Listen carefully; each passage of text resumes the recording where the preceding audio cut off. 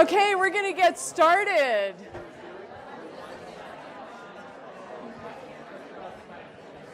Good afternoon.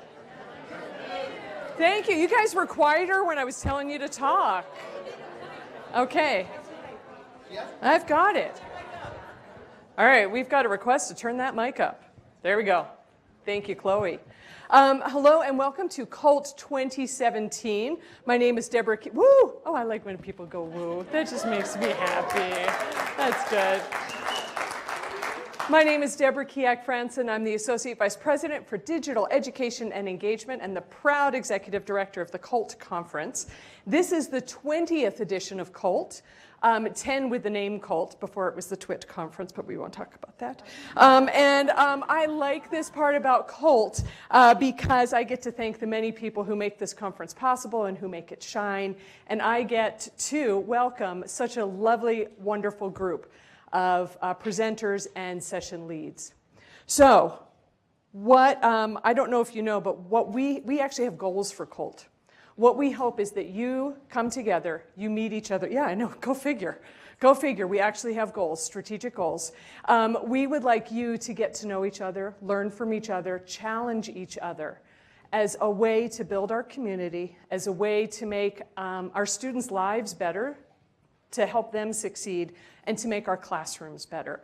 And we know this happens, and so what we're hoping that you do is continue this trend, I'm sure you've heard it for the last few minutes, and to meet at least one new person when you're here at COLTT.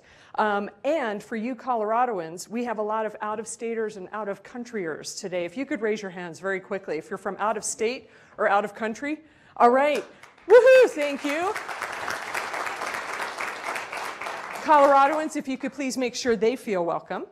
And you might also want to seek out some elected officials we have here. We have Regents Heidi Ganal, whom I haven't seen yet, but Regent Steve Ludwig over there, who is happy, thank you, to talk to you. We're really honored that they're taking the time out to get to know our community and to understand the issues that we're facing and to understand the hard work that we do to make higher education in Colorado and around the country better. Now, we've got lots of thanks. The first one is some well-deserved thanks for our program committee. Every year I say the same thing. This program committee was the best committee ever. And every year they are. These folks go above and beyond. They make our meetings fun. They make COLTT dynamic. They're the ones who plan all the content for COLTT. And believe me, they come up with idea after idea after idea after idea to make it better. We have to reject some of those ideas because they're way out there. But most of them really help make this conference the wonderful event that it is. So the committee members get this limited edition 20 years of COLTT blanket for their service this year. I know, Greg's like, yes, a new blanket. And so what I'd like to do is have the program committee members stand up and get a well-deserved round of applause for your work.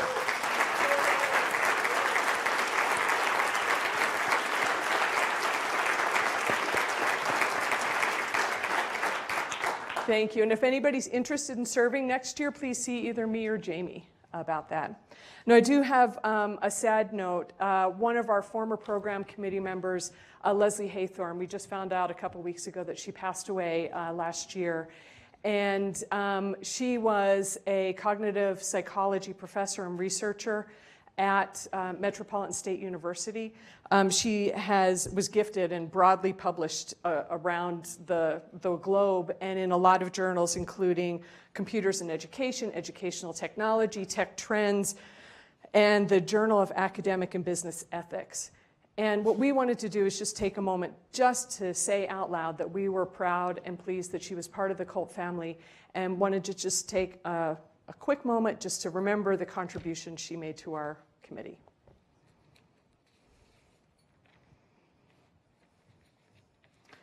And now I'm going to draw your attention to COLTT volunteers who have either hats or bandanas. They are at your service at all times and in all places should you have a question or any need that arises. And Jill told me not to do this, but a shout out to former conference director Jill Lester, who's here to help out today and to grab the microphone and give out prizes, which she loves to do. And I'd also like to thank our sponsors. The idea behind the sponsors is to make sure that we're there in dialogue with them so that we can ensure that their tools are meeting our needs, so that we can use those tools really to make a difference in our classrooms. And then a shout out to Isaac, Macy, and Alexander, who are wonderful design students. A big round of applause for them.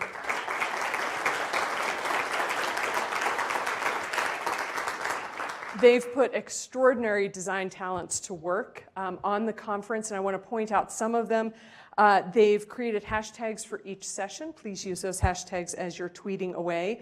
They've populated the conference app, hint, hint. Please use it to plan your days, network with people, and also, most important, to fill out the conference and session evaluations. We do like all feedback, and we do take it very seriously, and we use it to shape next year's conference.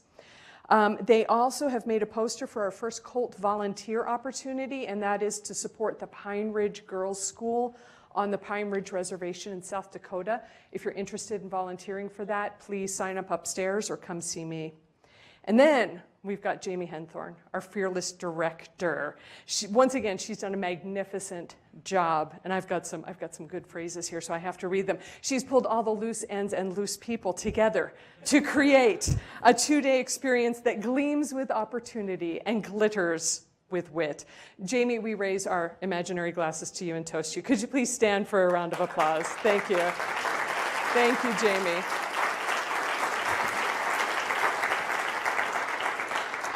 And now it is my great pleasure to introduce our keynote speaker, Maria Andersen. We invited Maria because, quite simply, she's amazing. For well over a decade, Maria has been solving problems, and really big problems, at the intersection of technology and higher education. In addition to teaching math at Muskegon Community College in Michigan for 10 years, she also launched a MOOC platform for Canvas, built adaptive learning platforms for Area 9 and McGraw-Hill Education, and worked at Western Governors University as their Director of Learning Design. And as a disclosure, we found out as we were working with her to plan her keynote that she is also the CEO of an edtech startup, CourseTunes, and you can learn more about them upstairs. They're in our sponsor hallway. But in short, if you want to find out more about Maria, go to busynessgirl.com. And you should know that Maria is the woman you go to if you want to feel like a complete slacker. So, Maria, thank you for introducing me to the concept of MVI, which is minimum viable income, for wearing wonderful shoes, and for being with us at COLTT. It's been great working with you up to this point in the conference, and I look forward to being inspired. So, a warm welcome for Maria Andersen. Thank you. I just realized that I forgot to hook up my clicker. So if you'll give me just a second. We're going to talk today about learning at scale. And most of you probably don't teach necessarily at scale. You probably don't teach classes of 1,000 or 10,000 or 1 million. But there's a lot of research from these, hold on, there it is. There's a lot of research from these types of experiments that we can learn from to better our classes, whether they be small classes, large classes, online, or face-to-face. So we're going to kind of start by just thinking about where we all started. Can you raise your hand in here if you've ever experienced being in or teaching a classroom class? Okay, great. That is our primary learning exposure, right? For most of us, we started with this modality in kindergarten or maybe preschool. And we experienced it throughout our entire educational experience, possibly up through college, graduate school, and beyond, even if trainings like this, right? Classroom experience. So I like to think of this as the small private in-person course. And it's a little bit like it has a really bad acronym, so I'm not going to say it, but it's a little bit like a row of townhouses where every faculty member, instructor owns their townhouse. They own the experience. They nurture the students. They make sure the flowers are watered. You know, they keep the paint up. Now, we'll all readily admit that there's probably a boarded up house somewhere in this row of townhouses, and we all hope that nobody notices. But, you know, it's not ours, so it's fine. We moved from that to SPOCs, small private online courses. And for those of us who taught or teach these types of courses, it becomes a little bit more like, it's not really your townhouse anymore. You're more like peeking in the windows of an office building, and every student is sitting in an office. You're kind of peering in at them, but you feel like you're a little bit removed from them, right? You're like the picture-in-picture on the screen. You're interacting with them, but you don't feel like you're in the same space. So we move from that to massive open online courses, or MOOCs. And running a MOOC is a little bit like managing a city of various sizes, ranging from 1,000 to 60,000 students. And this is a very different experience than having a townhouse or a little office building. And these hit higher education about 5 years ago with a lot of hoopla about how higher, do you guys remember these articles? There would be did you know that this year there would be no more colleges? Oh, turns out that was wrong. It turns out that the social experience of going to college may just be stronger than sitting in your parents' basement and taking online courses. Who would have thunk it? So in this experience, I think the instructor actually kind of gets replicated. So now the instructor is a replicant who appears throughout the whole city, and there's not a whole lot of interaction with that instructor, but every student's kind of experiencing that flavor, et cetera. We see this also in large courseware platforms, right? There's some instructor voice, instructor videos, or something like that. In adaptive software. In adaptive software, we're looking at things like millions of students using the same product, right? And so these are now mega cities. Just one more, by the way, there can be MOOCs and MOOCs. So we're starting to see the MOOC industry go to the MOOC industry. The courses are no longer quite open anymore. They now come with fees and scholarships, which I think lets them still call them MOOCs, but we have scholarships in higher ed too, right? So technically our courses are open as well, right? Okay, anyways, off we go. So massive online self-paced courses. This is kind of a newer thing in the last 5 to 10 years. And we're starting to see this at scale in some of the larger online universities. So Deborah mentioned that I was a director of learning design at WGU, and this is what we did at WGU. We had massive online self-paced courses. So if you can imagine a course with a biochemistry course with 10,000 students in it, where every student starts at a different time, every student ends at a different time, every student travels at a different pace. And that is what did I call this? MOSC. That is the MOSC course.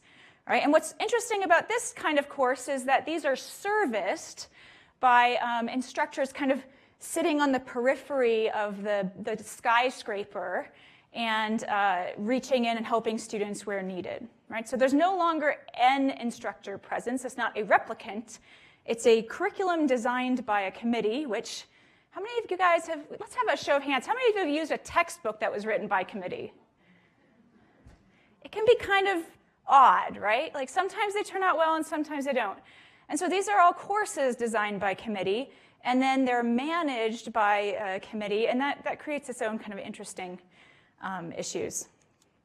So with every iteration through this cycle of courses, I just wanted to kind of stop and I don't know if you've lived through this like I've lived through this.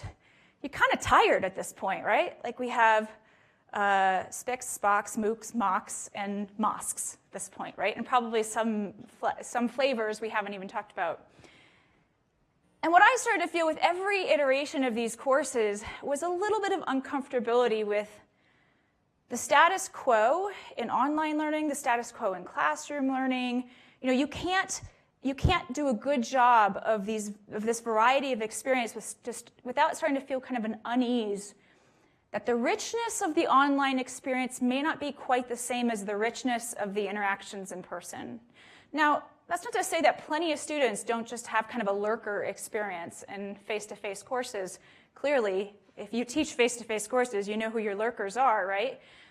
But there's still something about the knowledge that you might be called on every minute, right? Like it keeps you a little bit more attached to the experience. And I'm going to come back to this a little bit later, but this is kind of what led me to think, okay, we've done all these experiments. Have we actually learned anything from this? I mean, this is the first time we've ever had data at this scale. So what have we learned? We now have statistical sample sizes around learning that are not just n equals 30. They're n equals 1,000, n equals 30,000, n equals 2 million, right? So even if we can't easily do a correlation versus causation on these, 2 million data points telling you that there's some correlation is still an awful lot better than a 30-person study, right? So I dug into a lot of the literature around this, and what I'd like to share from you is a few lessons about learning at scale. I do not share these because I want you all to go out and teach a MOOC or a mosque or something like that, but because I think we can learn from these and alter the experiences that we have for our students. So one of my first experiences in the land outside of academia, we'll call that the Wild West, was when I was dropped into the Canvas network build. And we very quickly architected a platform and 40 courses to put out on Canvas network. Each course had kind of a start experience, and we actually staggered them so that the courses started about every week. So we'd start a couple courses, and then a couple courses, and a couple courses. If you think about the way a university typically runs, how many start times do you get a year? How many chances do you get to start over every year? 2, maybe 3, right? 3 if you teach summer school, 2 if you're lucky. Ha ha. Okay.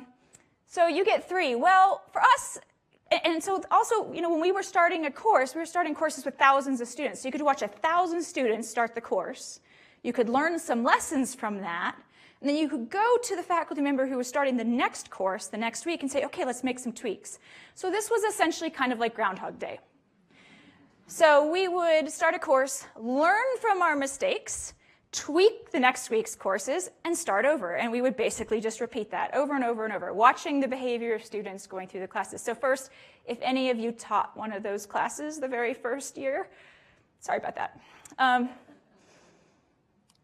So I want to tell you about a lesson we learned from this, and a lesson that's been that's come through some research as well. First of all, does anybody recognize the pattern you see on the screen here? What is it? It's pedestrian paths in what? It's IKEA. Ah, yeah. Now, I don't know about you, but from this view of IKEA, I can pretty much not find my way anywhere, right? And even given some kind of map, I probably still can't find my way anywhere. And we found it was actually the same in courses. For us that planned the course, we thought the course looked like this. It was easy, we could see all the parts. The students, however, see this. And if you've ever been inside of one of these mazes, you know that after a little while, you get a little frustrated. Like everything looks the same, all the twists and turns, all the menus open the same, everything's a drop down, everything's a multiple choice question, right? It's just samey, samey, samey. And you can't find your way around. And you start to wish, like when you're in IKEA, like when you walk in the front door, do you ever just wish you could teleport, like directly to where you need to go and then teleport to the end, right? They, of course, don't design it that way. There are shortcuts in IKEA, right? But you've got to have a map to find them. So I think, you know, one of the lessons we learned was it was probably a good idea to create some kind of anchor points that would quickly drop you into places in courses so that you weren't just always looking at nothing but menus, right? That you had some visual anchor points to help direct your paths. So the next thing that's kind of funny, and this is funny because it's not just these MOOC experiences, but pretty much all of your experiences, is this look of frustration. This is the look that is, haven't you read the syllabus? It's in there, right? And we experience this with all of our students, whether you're talking to them on the phone in an online class or in the classroom, and somebody asks, well, you know, how many quizzes can I drop? It's in the syllabus. How are you going to grade this? It's in the syllabus. And you start to wonder yourself, why doesn't anybody read the syllabus? Right? Like, I went over it, we had a quiz on it, like, how come you don't read the syllabus? But let me ask you guys something. Do you guys read those? Because I don't know about you, but these syllabi are starting to look like end-user license agreements. And if you are a child who has grown up clicking yes on accept software and somebody hands you a 10-page written document with no pictures and a lot of small print text that comes from administration, I'm not going to read it. I'm just going to click accept. And that's, I think, what's happening. Another thing that happens is, when we get emails from people, like, I can pretty much guarantee that I will not read something if it's put in the attachment. I don't even realize it's there, right? Because sometimes it's like at the very bottom of the mobile phone screen, and you have to scroll through all the correspondence from the 30 people on the email to even see there's an attachment. And what do we typically do with syllabi after we turn them into the administration? We load them into our course, right? So it's an attachment. So I think we need to think a little bit about how we're used to accessing information on the internet. We're used to easy search. We're used to frequently asked questions. We're used to being able to jump to the web page where the information is, not download an end-user license agreement and read the whole thing looking for when the quizzes happen, right? So I think a very simple lesson we learned around findability was just that we can make it a lot easier for students. We can actually build our syllabus in a way that's more like a frequently asked questions document. And yes, I know we have to turn them into administration, but you can always organize your syllabus with frequently asked questions too, so that each section just corresponds to what you've built online. Okay, and just in case you want to read some more about this, there's this great study in 2015, and all these slides will be up later so you can mine the research studies in here, but there was a great study about findability in courses, and they basically took a well-built course, according to Quality Matters, and then they built a version of that course where they broke a bunch of things. They broke the findability, and then they compared what happened. And sure enough, if students cannot find things, they get frustrated, they have less motivation, they're not as likely to come back into the course. I mean, so we really need to pay attention to findability. If you think your course is navigable, give your partner or a friend 5 things they're supposed to do in your course, and don't say a word and see if they can figure out how to do them. It's a really good test. Okay, next we're going to talk about deadlines. So I want to show you some data from some MOOC classes. There's a ton of data out there from these classes. I'm going to show you 3 of them. So this first one's a biology class that had 38,000 students, 3,000 that finished. And what I want to show you is the pattern of going back into the course over time. So the course ran from March to June. And you can see these kind of spikes in the course. And if you've ever looked at your own analytics for your own online courses, you see similar things, right? What do the spikes happen with? Assignments being due, or when there's a test coming up, or sometimes announcements will trigger them, right? And there's 2 things to pay attention to. First, it's incredibly cyclical, right? It drops. Every time there's a peak, it drops again, right? And the peaks are there because of some kind of re-engagement. The other thing to pay attention to is this gray curve. You could think of this gray curve as something of a natural rate that we would kind of become disinterested in learning, right? So one of the things MOOCs has done for us is show us, and this is probably a good thing, that it's not easy to get people to learn. If it was easy, they'd all have a pass rate of 100%, right? And they're hovering around lower than 10% still. So here's another class. This one is computer science, 84,000 signups and almost 6,000 students certified. Same kinds of behavior. We have the spikes in various spots, probably around assignment due dates. And you can see that same pattern of disengagement over time. And then the last one is global poverty, 40,000 students. And again, you see the same gray decline and this extreme spikes along the top there.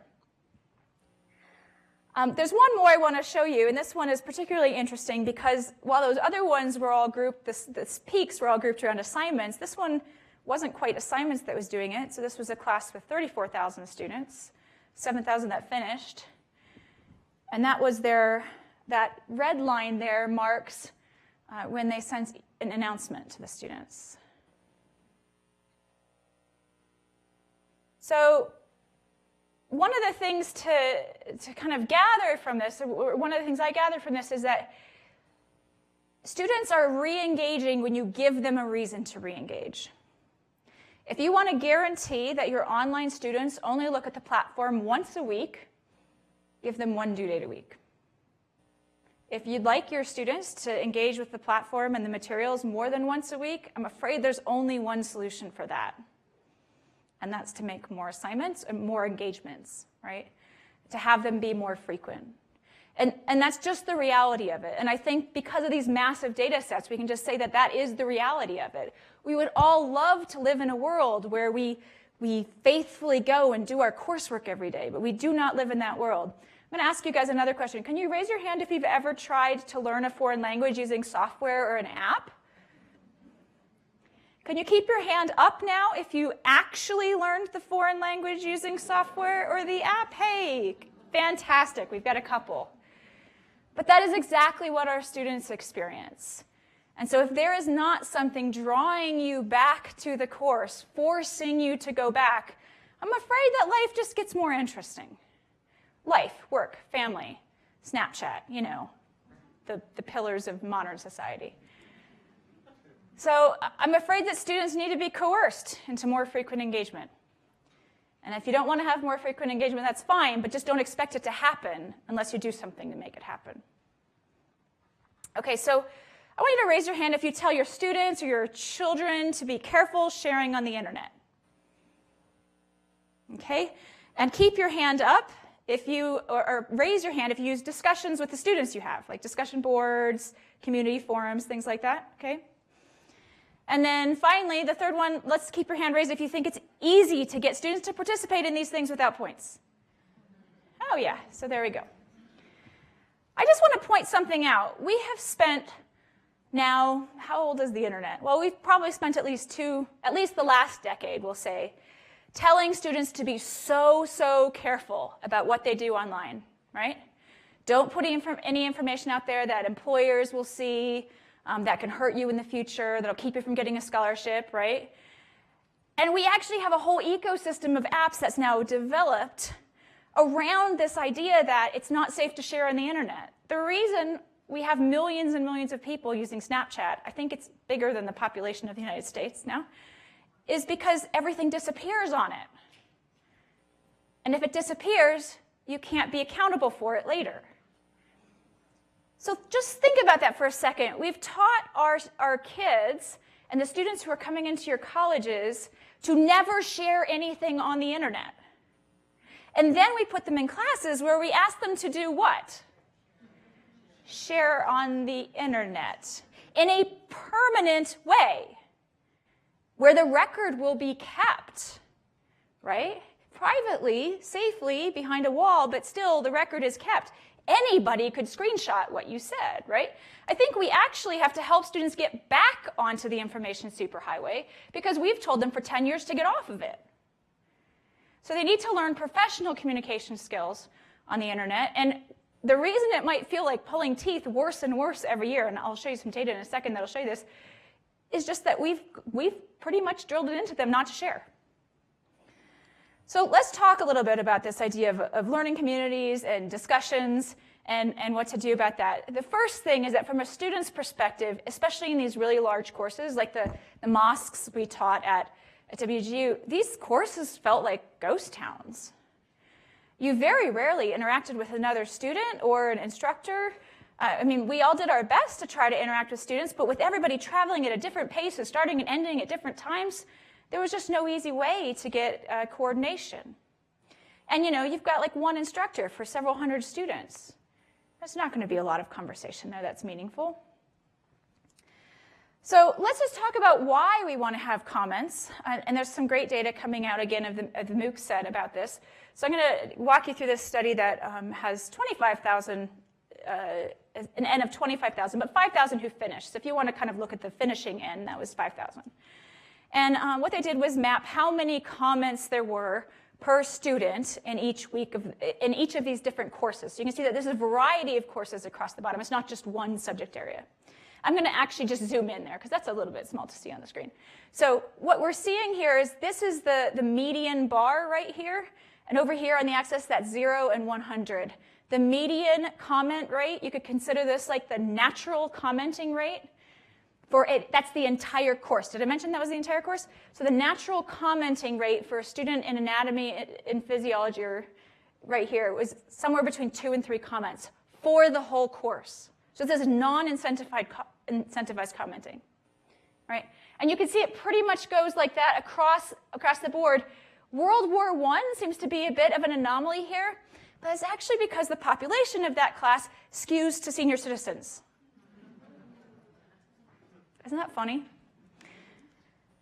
So what I'd like to talk to you about regarding this is that there is this kind of rule we talk about in community forums on the internet called the 1990 rule. And it says that 1% of the community online are creators, 9% of them are commenters and sharers on that content, and 90% lurk. So just stop and think for a second about your Facebook feed or your Twitter friends. Like, I'm a creator, my husband is a lurker. He is so much a lurker that he accidentally butt posted on Facebook the other day. And a friend from Michigan texted him to ask him if he was all right. True story. He immediately went in and deleted it. So if this is the natural way that communities form, and just as a side note, think about a classroom. Who's the creator in a classroom? The teacher. And if you look at studies of classroom maps of interaction, every classroom typically has 3 to 4 people who interact with that teacher. And everybody else, what do? They lurk. Yeah. So we see this not only in online communities, but in face-to-face communities. You're going to now see it in every session you go to for the rest of the conference. And so my point in telling you this is just to say, like, it's okay that it's hard to draw a conversation out of students. It feels hard for a reason. This is just a natural formation of communities. Okay? There are some things we can do to improve this, and I'll go through a few of those. This is a study with 30,000 students, software as a service class. And I just want to show you a couple statistics around this class. So let's just walk through what this graph has on it. This is the probability of dropping a course, going from 0 to about 50%. These are the weeks of a course. And this is the number of times somebody posted in the discussion board, right? So if they were posting 4 or more times a week, you can see their probability of dropping the course was very low, right? And if they were posting 1 or 2 times a week, it would still increase, but the more they post, the lower that curve is, right? But 4 times a week is extremely low. So if you can get them posting, you're getting them to re-engage, right? It's like that spiky graph, right? You're drawing them back in and making them do something, right? So they're more likely to persist. So then we look at, there we go. Go on. So then we look at lurking. This is what I like about this study, lurking in discussion boards. In this particular platform, they were able to tell whether you looked at discussion posts, not just whether you participated in them. And so looking at discussion posts, look at the difference. If I view at least one thread, my probability of dropping the course is low. I went back in and viewed something. I re-engaged with the course, right? And if I don't view any threads, it keeps going up. The likelihood of dropping out. So even lurking is an activity that if we can get students to lurk properly in online courses, it's easy to lurk in a face-to-face class, right? But it's not so easy to lurk to test for lurking in online courses. But if we can get them to lurk, there's more likelihood they'll stick. Because, the people who lurk on Facebook, they consistently lurk on Facebook. They do it every day, right? They just don't say anything. So the last thing I just want to show you is a different study. This was 25,000 users, and they looked at the demographics of who was talking. And I'm just going to show you this one demographic because I find it very, very interesting. So this is, remember I made the comment about the World War I course?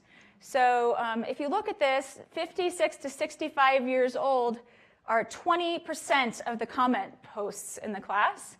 And the under 18 and 18 to 25-year-olds, those ones who we've been telling not to participate on the internet, look at their numbers. So we have a little bit of irony here. Our most social media savvy students are our least commenting students. So the lesson we learned from that is that we need to improve participation in the learning community. So how are we going to do that? I have, I think, 4 suggestions. One suggestion is that in a lot of systems, you make a subject for a post, right? Not every system, but in some systems. And what often happens, and I've seen this like over and over, I do some consulting work for colleges, and I go in and I look at their courses. And so the instructor makes a post and asks the students to do something, and every subject line basically repeats the name of the post, right? So what you see is 30 students who all have the subject line having to do with the topic. Now, if you got 30 emails that all had the exact same subject line, how would you know which one to open and read? You'd just be like, yeah, forget it. This is one of those, group things where everybody responded to the same email. What we need to do is actually get our students to give them something creative enough to talk about and make part of the assignment to come up with a creative subject line. Because if you want somebody to read your email, what do you have to have? A good hook in your subject line, right? It's like a big no-no to have no subject line, and if your subject line doesn't draw somebody in, they may never open your email, right? So consider this life skills, right? Writing a good subject line, plus how many of you really want to know what humans versus rabbits is? Yeah, okay. So you're going to get your lurkers to do what? Open something and read it, right? So you've re-engaged them. So that's one thing we can do. Another thing we can do is just make announcements that say, hey, check out this amazing post. It's what we do on Facebook, right? We share things. We say, hey, look at what somebody wrote. It's the kind of thing they're used to. If you have a student who's written something very thoughtful in a discussion board, call it out in an announcement. Send them right to it, right? Because not only are you going to send them right to it, but a few more students might actually engage with that discussion post. So yeah, you're going to have a bunch that just read it, but you might have a few more who feel like they want to actually join the conversation. They want to be the next person who's featured for saying something awesome. Another thing we can do is actually use multiple discussion posts, multiple discussion prompts. So instead of one discussion prompt and then 30 people reply, try 5 discussion prompts and let everybody choose which 1 or 2 they want to reply to. You get a much more natural conversation that way. If you think about it, you don't go to a dinner party and then have conversation by having everybody go around the room and say their answer to every question that's asked. But that's kind of what we do in discussion boards. We say, here's something to respond to. And then 30 students respond. And of course, after the first 4 responses, they're just repeating what everybody else said. And there's nothing interesting about reading it anymore. So if you want more interesting conversations, if you want people to naturally want to participate, give them more options to participate with. So that's another option. The last one I'd just like to point out is that if you do have, right now, a course where you have 1 prompt and you expect everybody to respond, the very simplest thing you could do is just take that 1 prompt and break your course into groups and have them have the discussion in smaller groups. Because if they have discussion in a smaller group, then it's not that case where 3 people responded really well and everybody's just copying them. Right? You're kind of forcing the conversation to happen at a smaller scale and a more intimate group of people, and you will get better responses out of people. You will be making them have more thoughtful responses on their own. So those are some ideas.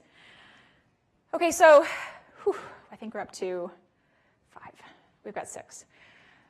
So I have another raise your hand poll. So I'm going to have you just raise your hand and keep it raised as you go through these.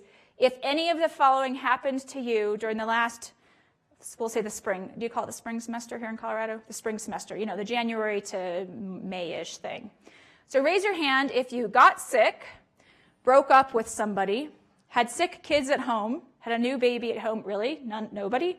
Car broke down, you had a really big deadline at work, or you went to a conference for several days. Okay, so hopefully we've got everybody with something. Now, how many of you, I'm not going to call you out and make you decide, but how many of you thought it was super easy to keep up with your job while these things were happening? You still got all your papers graded on time. You responded to 100% of your emails during that time. Everything was like hunky-dory. Yeah, no, okay.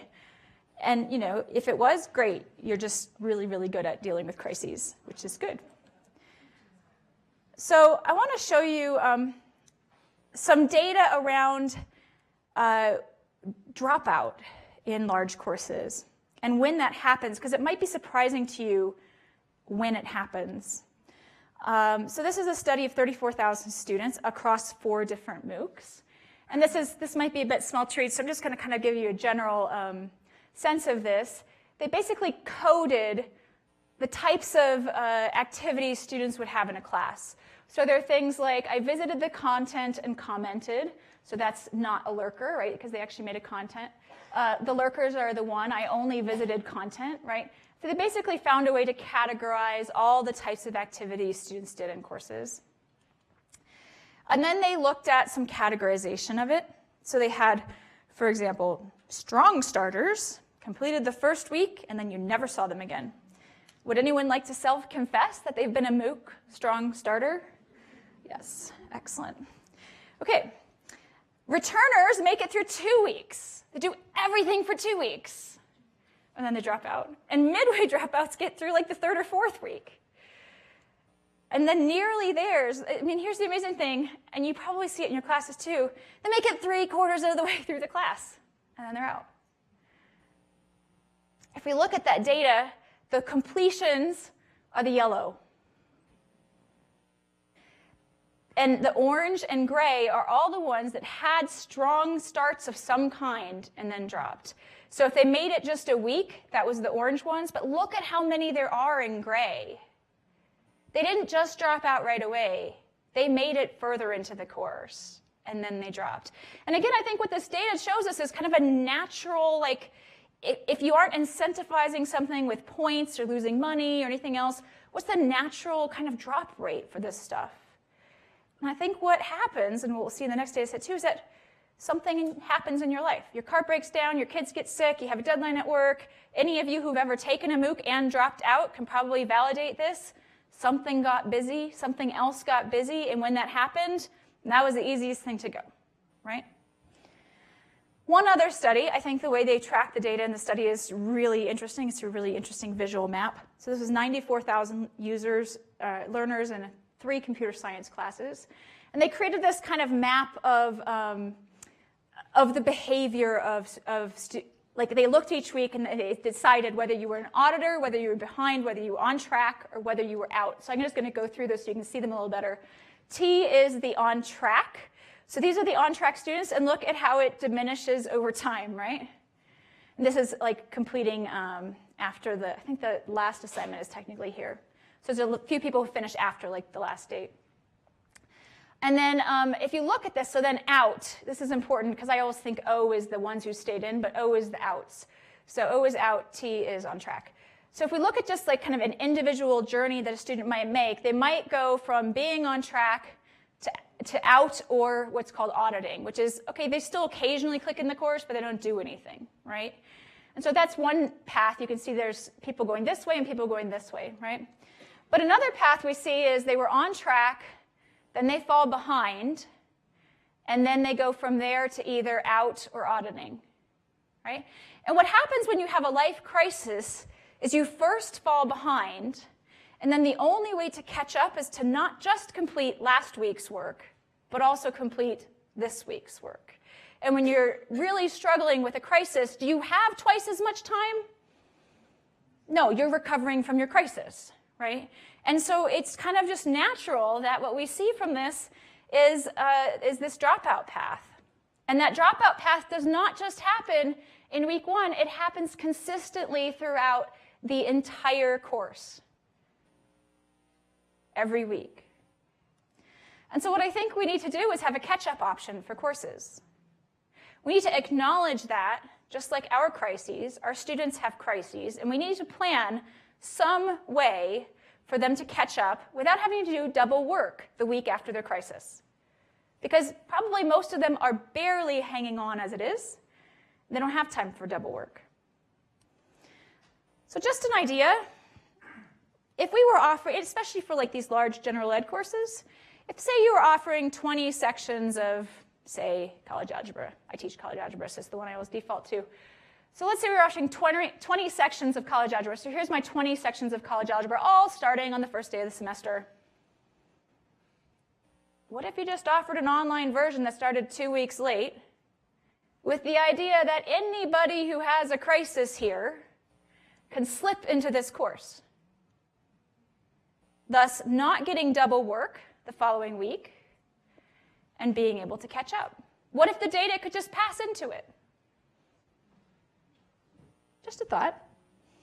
Of course, you'd have to not enroll anybody in this course at the beginning of the semester. It would be a course that starts out with 0 people. I understand this will be a nightmare for paperwork somewhere. Someone will have to explain why you are still running a course that has 0 students in it. But just imagine what we could do for those students who do have a life crisis. A sick child, a change in jobs, a parent that dies, something like that. Not only will you let them have the time to take care of that crisis, but you won't overload them when they come back. Another option for this, by the way, because like some of you might be very bothered by this right here, right? Like, no, our software doesn't let us do that. You cannot extend beyond the end of the semester. Well, then fine, just make the original courses a week or 2 shorter. There's nothing that says a course has to be 15 weeks long. It could actually be 13 weeks long or 12 weeks long. And then you could have your slipped course in there, and everything would be hunky-dory. All your software would work. You'd only have to deal with the fact that you're starting a course with 0 students. So this is not as easy if you are the only person who teaches the course, but please still consider that you might need to have something that lets students have a respite when this happens to them. Because probably we've all said at some point in our lives, I'm sorry your tests aren't graded. Something happened to me, fill in the blank. I'll get them to you after the weekend. So we should give them that option too. Okay, so video. I just want to talk briefly about video. There's so much data out there about how you can tweak videos, but there's one study that I just love. I think you're going to love it too. So this study looked at a class with 66,000 students, and they looked at every single student interaction with every video. And I don't just mean, yep, they clicked on it. I mean, they pressed play, they pressed rewind, or they scrolled backwards. We don't have rewind anymore. They scrolled backwards, they scrolled forwards, things like they looked at every single interaction, producing 10 gigabytes of data on one course. And so they looked at all of these different behaviors on the video: play, pause, seek forward, seek backwards, scroll forward, scroll backwards, and you can speed up and slow down videos in a lot of these courses, so to just speed up the video or slow it down. And what they created were what they called n-grams. So this is a typical n-gram. It's play, pause, seek backwards, play. So just think about that. This is now a quiz, right? Play, pause, seek backwards, play. What is the student doing? They're going back to listen to something again, right? So this is an n-gram that maps a certain kind of behavior. It maps the behavior rewatch. Does that make sense? Okay. And here's another one for you. Oh, shoot, my animation's set wrong. All right, well, I gave it away. So this is fast watching. So this is rate change fast. So I sped up the video. And then I was like, oh, wait, pause, play, pause. I'm just fast watching, right? So I'm not rewinding at all. I'm just kind of going forward. And then this is another type of behavior, which is they called it clear concept, although I think the English is a little bit bad here. Clearing the concept would be a little bit better. But somebody scrolls backwards, they seek backwards, something around that behavior, then they pause and play it again, right? So they're not just rewatching, but they're looking for a particular moment. They're actually moving the cursor back and forth to find, on the video, to find something. So that's what's called a clear concept. So they went through and just came up with they grouped combinations of things together. They came up with a hierarchy, of all of these, so clear concept might actually have 10 of those n-grams in it, right? So they took the n-grams and grouped them into categories. They said, well, on an information processing index, there's very little information processing happening if all you're doing is fast watching or skipping. But there's a lot higher information processing happening for something like a clear concept, where you're actually actively scrolling back and forth, trying to figure out what's going on. And so they rated, things on this information processing index. So clear concept is at a +3, skipping things is at a -3. And what they found, these are students who did not drop out of the class. These are students who did drop out of the class. You can see that they have a lot higher peaks on the 3s, the high information processing index. And these dropouts, they have very little. They're not engaging with anything. They're not rewinding. They're not looking back. There's nothing going on there, right? So the ones who are sticking with the class are having a lot more activity around this. Now, it's hard to say whether this is a correlation or a causation, but if you just kind of think about your own natural behavior, if I'm watching something on a Netflix and it's not interesting to me, I start doing other things, right? I'm basically not paying attention anymore. If I'm interested in it, then I'm actively watching it. If I'm watching a video on the internet, I might be rewinding and forwarding and things like that. So we're getting engagement out of students, and that's keeping them in the course one way or another. So I think that, and I think the study found that if their rewatching behavior went from the low IPI to the high IPI, so if they moved up this category, they were less likely to drop out. So I think this tells us that we should maybe, this is maybe a controversial one, we should maybe not aim for perfect videos. If your video is so perfect that everybody understands it 100%, nobody would ever engage with it, right? We all watch the videos over and over where somebody flubs something up, like the Saturday Night Live cast, cracks up during a skit. We all watch that video, right? Because it's so interesting to us, right? I think we should stop worrying so much about nailing our course videos and getting them 100% perfect. Making the mistake might actually be what gets somebody to engage. When they're like, wait, that's not right. Just make sure you fix it in the video. That's all I ask, right? Okay, so I'm getting kind of down to the final one here. And so I want to talk about the last lesson, which is the lesson that actually convinced me to walk away from a perfectly good job and achieve minimum viable income. Cold turkey. And so I'm going to tell you a little analogy about problem solving that somebody told me, and then it really just bothered me. So sorry, you're probably going to be bothered too. So this is an analogy actually written, it's like 2 lines of a chapter of a book by Chris Dede. He wrote it in 2008. But somebody kind of resurrected it and shared it with me. So it's called the sleeping, eating, bonding problem. So the sleeping problem. To solve a sleeping problem, let's say you can't sleep. Probably either your mind is too busy, the room is not the right temperature, it's not quiet enough or loud enough. You have somebody kicking you at night, or kids jumping up in the bed, or dogs jumping up in the bed, right? You have some kind of medical condition. Maybe you're hungry when you go to sleep. Maybe we have like 6 things to deal with here, right? And pretty much by testing those one by one, we can eventually find you a solution to a sleeping problem. We can give you medical solutions. We can, even the mind calmness one, like you can learn meditation. There's some fairly simple things you can do to try to solve this problem. I apologize if there's anybody in the room who has trouble sleeping and has not been able to solve the problem. I realize it's a little bit more complicated than that, but let's just say that there's maybe 6 variables controlling sleeping. If you go to an eating problem, so if you've ever tried to lose weight or change your diet or lower your cholesterol or something, here's what's involved in changing your behavior.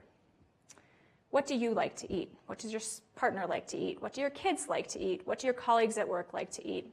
Do you have access to a grocery store nearby? Do they serve produce? Do you like produce? Do you stress eat? Do people around you stress eat? Does somebody bring brownies or donuts to the office every day? Do you have trigger foods?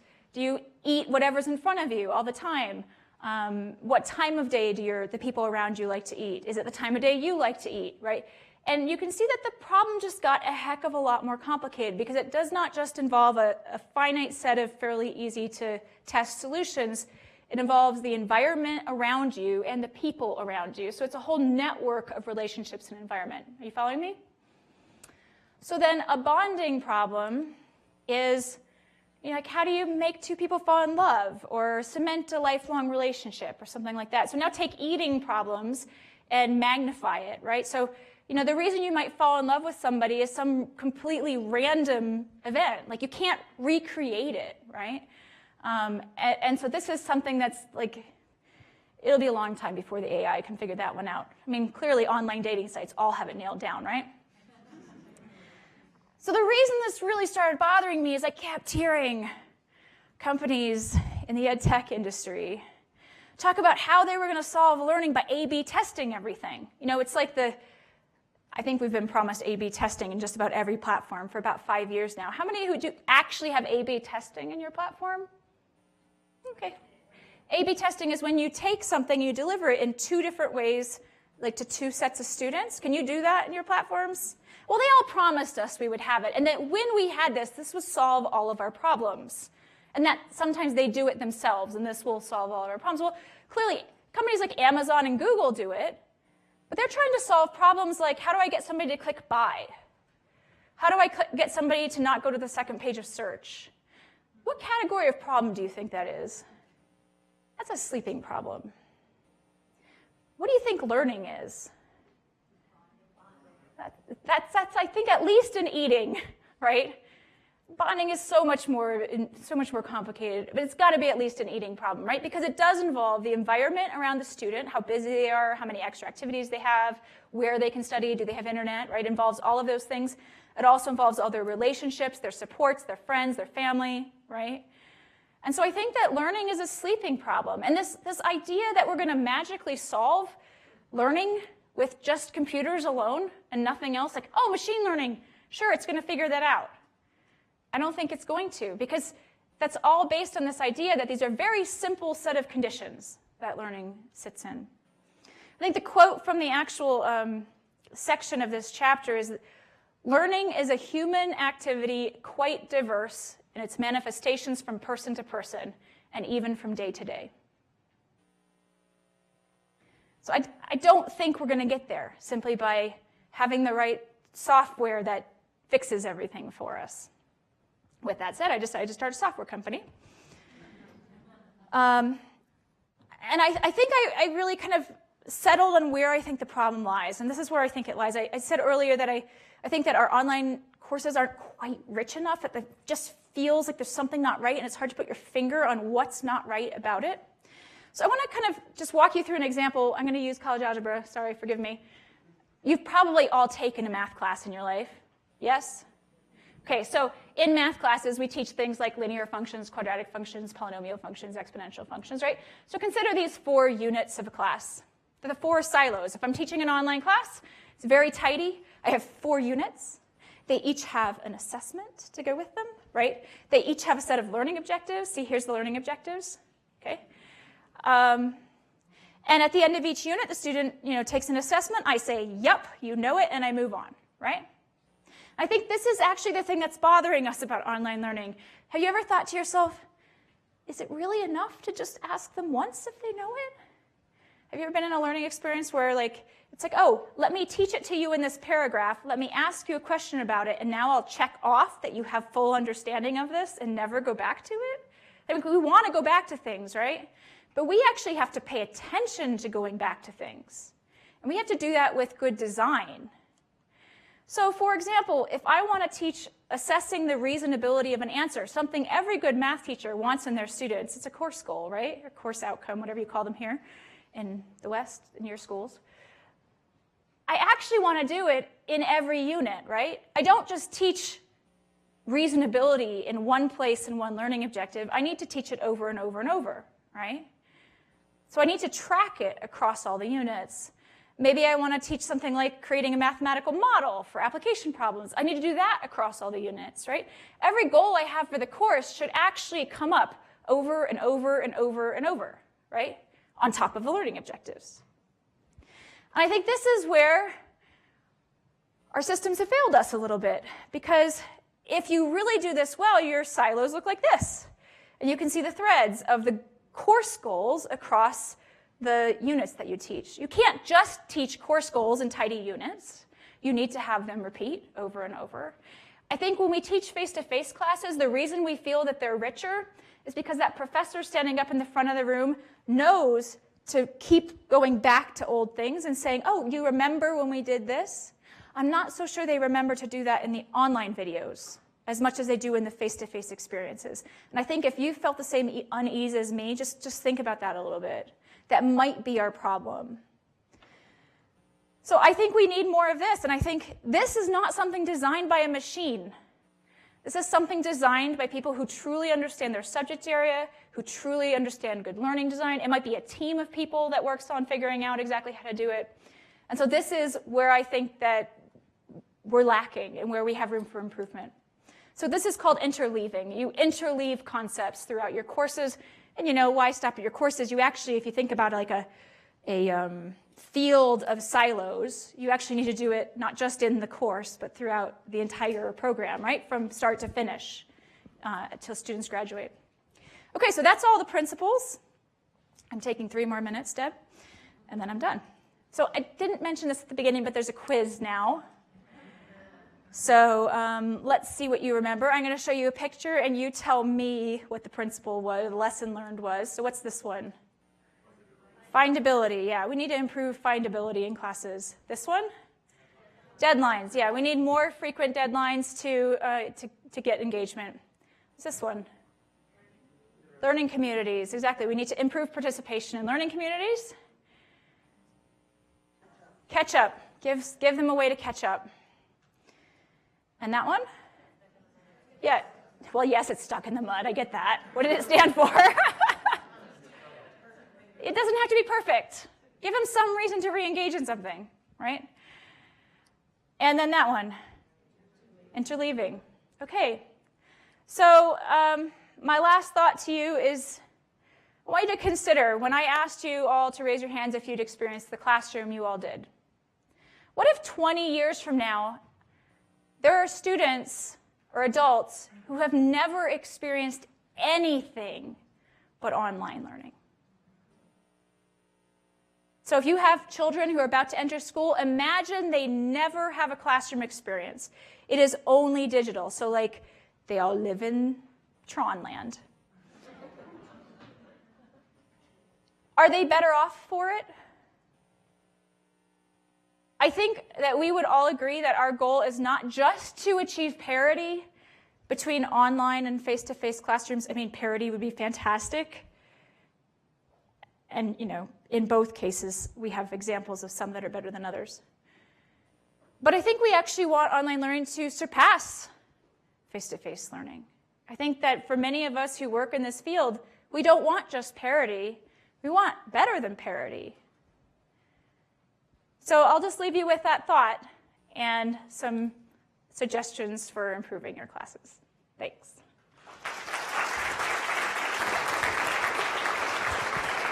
That was awesome. Thank you, Maria, and thank all of you. And can you entertain questions as we're getting, like if you want to do questions now? I know it is the break. So if you've got a couple questions for Maria, she'll do that. And otherwise, you can come up and ask questions. Maybe that's better. Yeah, why don't you just come up if you have questions. Yeah. I'll turn off my mic. If you've got questions, come on up and ask Maria. Otherwise, thank you. You can head to the break. And thank you again, Maria.